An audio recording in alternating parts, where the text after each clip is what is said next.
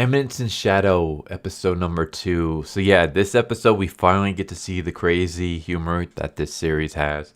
It was a little bit weird in episode 1 because everything was taken so seriously that we didn't really get much humor at all. But now we finally get it.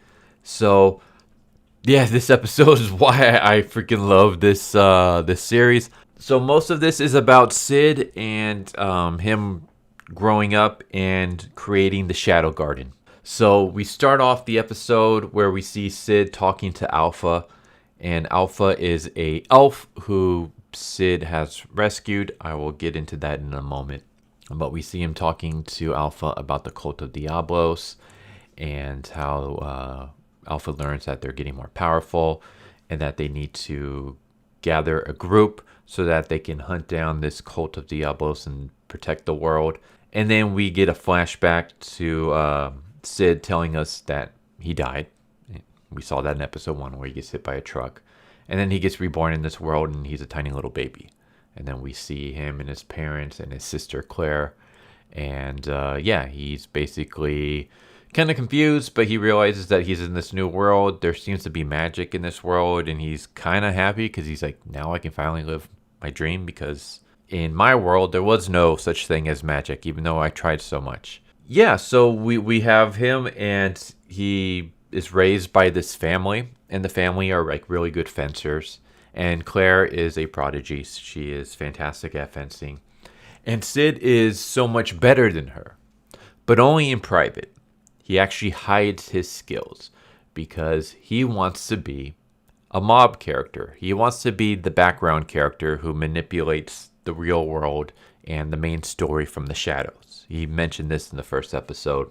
So he portrays himself as weak, not too weak. Like we see him fencing against a rock and he's able to stab his sword in pretty good. But next to him, Claire does like a few swings and she completely dices up her stone. We even see them have a little bit of a sparring match, and Claire is quote unquote beating him. I say that because we have a moment where she like swings her sword at him and then time freezes, and then we see that Cid, he like takes a bunch of swipes at his sister and he doesn't actually hit her, but it just shows that if he wanted to, he could kill her very, very easily. In fact, he swings his sword, he shows all these openings that she has, and even like stops his blade from slicing her throat open. And then he pulls back, and then time unfreezes, and Claire hits him so hard that he sails in the air and lands in the water.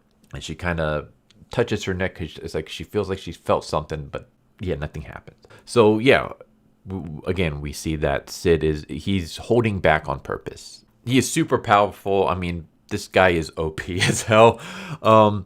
Then we see one of my favorite moments from this episode where we see how psychotic Cid is. So Cid is attacking a bunch of bandits. He's basically cackling psychotically while demanding for them to hand over their money.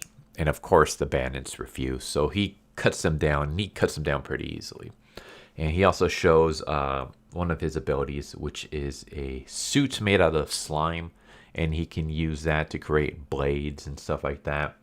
The slime suit will play a part later on, especially when we get to the Epsilon character and the way that she uses the slime suit. It's hilarious, but I won't spoil that for now. So Cid, he dispatches the bandits pretty easily. In fact, even the leader against the bandits, who's like the strongest of the group, he's like, let's see, if you put all your might into it, you might be able to stand up to me for 2 minutes. And he doesn't even get to stand up for 2 minutes. Cid easily dispatches him.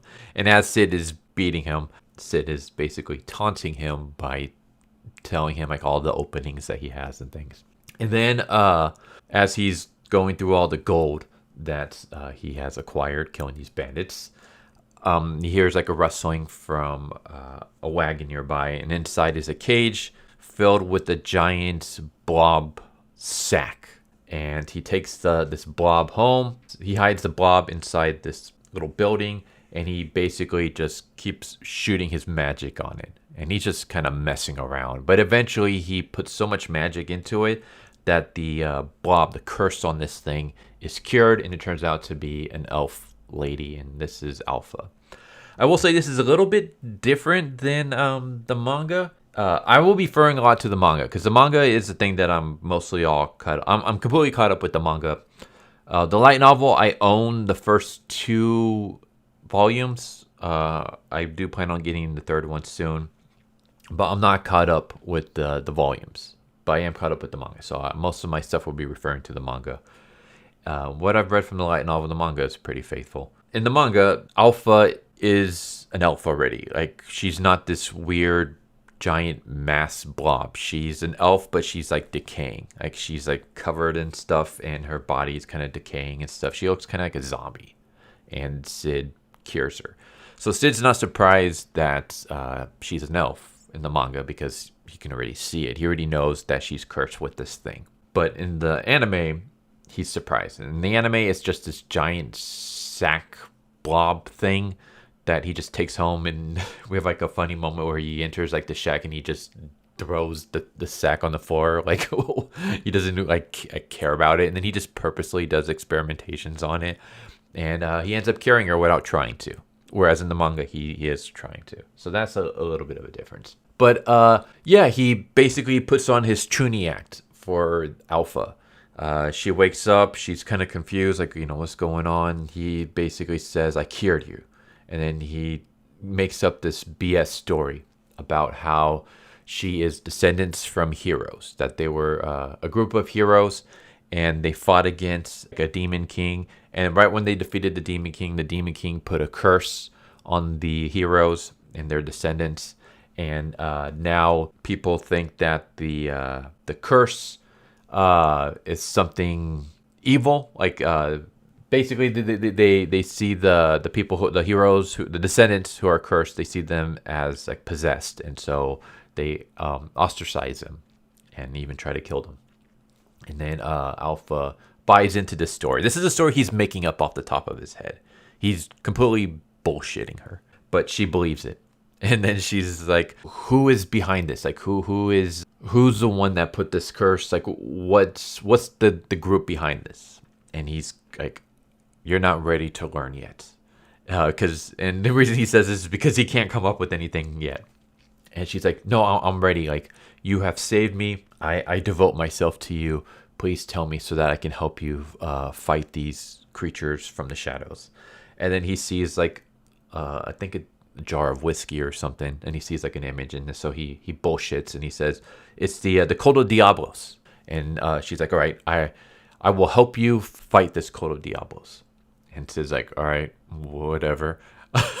So she says, we need a group. We need to come up with a group. We need to come up with money. We need to expand our network so we can gather information. And Cid's just kind of like, yeah, all right, sure. Our group is going to be the Shadow Garden. And yeah, then we cut to 3 years later, where his sister Claire is 15 now, and she's going to be going to this school. And right before she goes to the school, she gets kidnapped from her home. And so we see Cid, and he's walking with one of the maids. And then once they're alone, the maid switches her. She transforms. She drops her like illusion. And this is Beta. So this is another member of the Shadow Garden. And so basically, he's just talking about how Alpha, since their meeting, Alpha has run around collecting members for the Shadow Garden like she's picking up stray kittens, is how he describes it. She's just collecting a bunch of young women, telling them that they're descendants of heroes and that they have to join Shadow Garden and stuff like that. And yeah, so we have our members of Shadow Garden. Right now, we only see Beta, but the other members are, we have Alpha, which we've seen, we have Beta. Then there's Gamma, Delta, Epsilon, Zeta, and Eta. Delta is my favorite. I can't wait until we see more of Delta. She is the best. She's so adorable, but she's also so psychotic and stuff. She's hilarious. But Beta basically tells a story about how the rest of the Shadow Garden members, they've all been spread out. They're all trying to find locations on the cult of Diabolos, who they believe has kidnapped Cid's sister. And while they've gathered a bunch of clues and they've kind of narrowed down the locations, they don't have an exact approximation of where the hideout is. And she pulls out a map and she's like, we don't know exactly where he's at. And Cid creates a blade out of his slime and he chucks it at the map. And if I as it hits the map, he's like, in his head, he's like, damn, I missed. But Beta instead looks at the map and she's like, oh my god, how did I not see this before? How did you figure it out just by looking at this map? And she's basically saying how now that he's pointed it out to her, she puts all these clues together, and Cid is right. This is actually the location of where Claire is. This is the location of where the Cult of Diabolos is. And again, Cid was just bullshitting. He just threw his blade at a random part of the map, and he even missed where he was trying to aim. But but it turns out that he's correct. This is actually the location that the group is at, and that's actually where Claire is being held. So once again, Cid's bullshit pays off. Then we cut to Claire, who's being held inside a dungeon, and she's being held by Grease. He's a Viscount, and he's a member of the Order of Diabolos. And a little backstory for him is that his daughter basically has a condition, and he's trying to find the cure for it, and he thinks he can get the cure by joining the cults. But he kidnapped Claire because he believes that she inherited the blood of the heroes. So that whole story that Cid made up to Alpha, it turns out it's real. So what he believes was just a bullshit story he made up is actually real. There actually is a Cult of Diabolos. They actually are looking for descendants of the heroes, and they want their blood and stuff so that they can bring Diabolos back to life. And he's like interrogating her, and he basically mentions how she was experiencing symptoms of the possession. I mean, the same thing that Alpha had, and that it was her brother that cured her. Or at least that's what rumors are, and she denies it. And Grease is like, well, maybe you're right, because he is just a loser. But I'm going to keep my eye on him anyways. And when he says that, Claire just goes absolutely berserk. She mangles her own wrists by breaking out of her shackles. And she goes psychotic yandere on Grease and basically says, if you touch my brother, I'll kill you. I'll kill all your loved ones. I'll kill your whole family. I'll kill everyone that you care about. So, Claire has like a weird obsession with her brother. She kind of like mocks him and belittles and bullies him a bit, but she does it because she loves him and she wants to strain him. She wants him to get stronger. She wants him to get tougher. She wants him to grow up not putting up with other people's crap. So she's trying to toughen him up with her attitude. And he ends up knocking her out. And immediately afterwards, he gets told that their base is under attack. It's the Shadow Garden, and he starts fighting Alpha, and Alpha beats him, and he starts injecting these like pills that kind of mutate him to become stronger. And Alpha is still able to hold on and put up a fight against him, so he smashes the floor and he disappears. And the rest of the group is like, should we go chase after him? And Alpha is like, no, he's already on his way. This is exactly how he planned. And we cut to Cid, and Cid's like, oh man, I'm lost. I shouldn't have separated from the rest of the group. And then as he's wandering down like the empty dungeons, Grease shows up, and Grease sees Cid, and he's like, you found me already, so this was all a trap. You were trying to pincer me in. And Cid's like, yeah, that's right. That's what I was trying to do. It wasn't that I was completely lost and I just happened to come across you because of luck. Yeah, I totally planned all this. I totally planned for you to try to escape and then run completely into me. And so we have a fight, and Cid completely just beats the crap out of this guy. Even when he ingests more pills and mutates himself even more, Cid's able to beat him easily. And this guy is basically talking about this coming darkness, and it's taking over the world, and you have no idea how deep it goes. And Cid's like, well, I'm just gonna have to dive in deeper and find out, aren't I? So Cid's like, he's role-playing this, and he thinks that everyone else is role-playing with him. You get more of a feeling of that when it comes to the manga. The anime kind of touches a little bit of it, but yeah, if you read the manga, it becomes more obvious that Cid thinks everyone's putting up an act. So he thinks that Alpha is role-playing with him, and he thinks that all these other members are role-playing with him. He treats this all like a giant role-play, and he thinks everyone is involved in this role-play. And it's funny because he even thinks that his opponents are role-playing with it. because the opponents bring up the fact that it's like, they're like, how did you know about the Cult of Diabolos? How did you know about our schemes and our plans for world domination? How did you know about the heroes and the curse? How did you know about all this? And it's like, Cid is like, oh wow, like they're really going along with my bullshit. This is awesome. Let's continue with it. But yeah, they're able to save Claire. Claire has no idea that it was her brother that saved her. Claire gets shipped off to school, and then Cid turns to the rest of the Shadow Garden who are there, and he's like, all right, now it's time to step up our plans. And that's when Alpha is like, this is where we say goodbye for now, leader. This is basically the next phase of the plan that Alpha came up with, is they're all going to separate from Cid and spread across the world so that they can gather more intel. So they're all part of the Shadow Garden. Like, they're not abandoning him, as in they're abandoning his group and his leadership and stuff. They still see him as their leader. It's just they're no longer going to be in his proximity. They're all going to go travel the world and try to gather as much information as they can about Diabolos. And Cid's kind of like, wait, what? That wasn't part of the plan. And that's how the episode ends. So I really did enjoy this episode. I will say that kind of a nitpick is it feels a bit rushed. And I think that's because this episode contains chapter 1 and chapter 2 within it. So most of that is because the episode 1 doesn't cover chapter 1.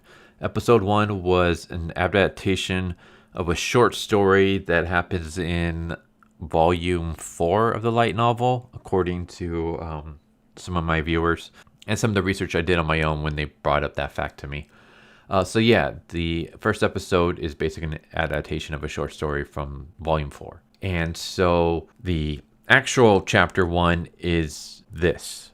This episode is basically chapter 1 and chapter 2 combined.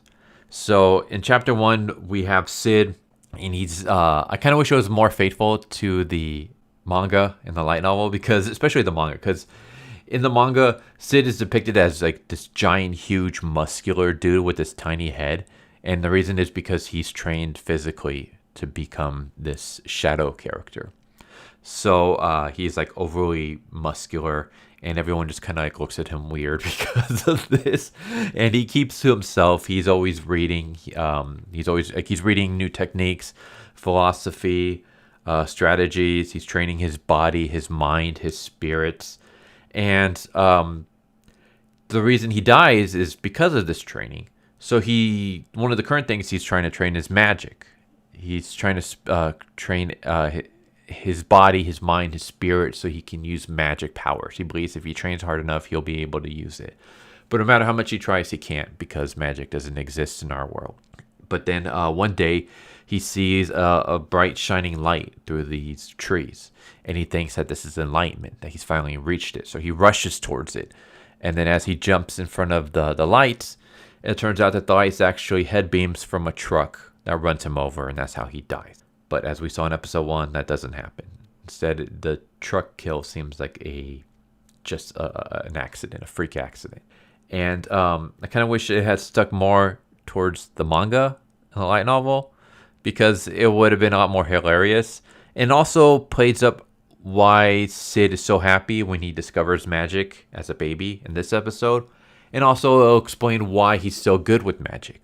Not only was he training his whole life here in this fantasy world, but also in the previous worlds, he was training for magic. Even though he couldn't use it there, he still knows all the basic. He still has all these techniques and stuff. And now that magic exists here, he's able to use them. So the reason he's so OP, the reason he's so obsessed with magic, the reason he's so happy to be in this world is because of what happened in this previous life. But we don't get to see that really. It doesn't hit us as much because episode 1 glossed over that. Episode 1 also was way too serious, and as you can see from this episode, the series is not serious whatsoever. The series is completely over the top.